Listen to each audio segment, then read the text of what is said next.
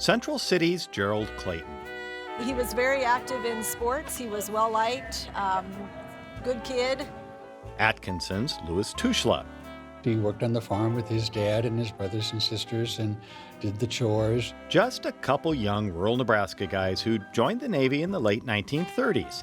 See the world, serve your country.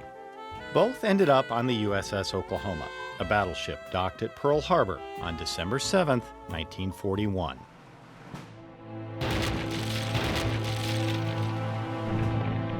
The Oklahoma topped the target list when the Japanese attacked. The 28,000-ton ship capsized 12 minutes after the first of several torpedoes hit. 429 sailors and Marines on board died that day, including Clayton and Tushla.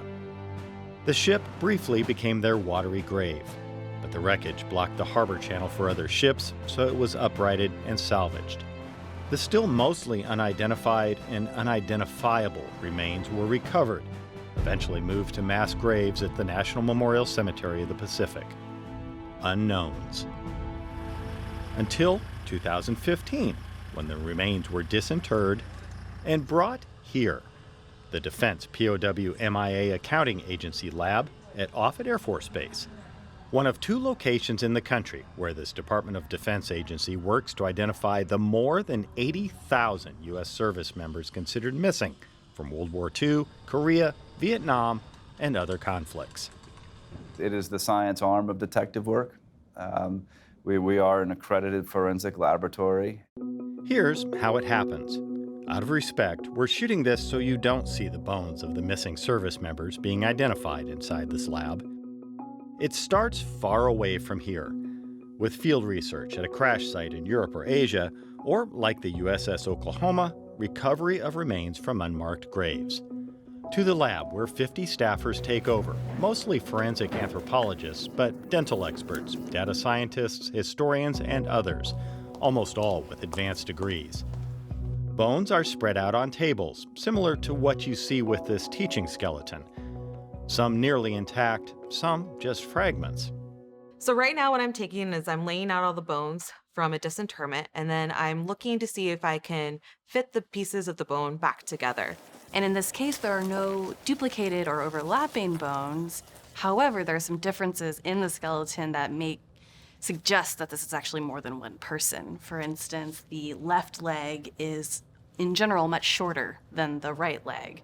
Larkin Kennedy sorts through bits of what is likely a wool blanket a service member was covered with in their casket.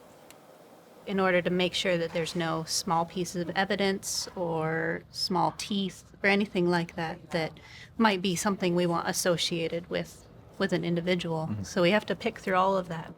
There's more they learn from this starting point. Signs of a broken ankle might identify where a crew member was on a plane or show a pre-war injury that could be tied to a medical record.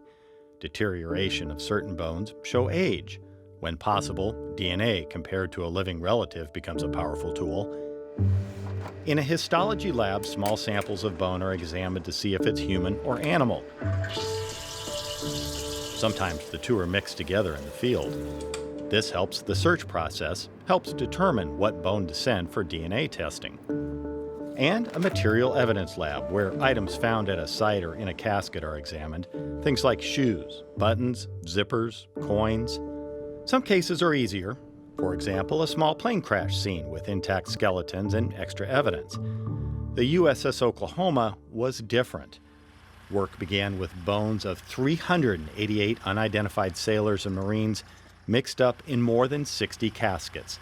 Carrie Lagarde was on the case from the start.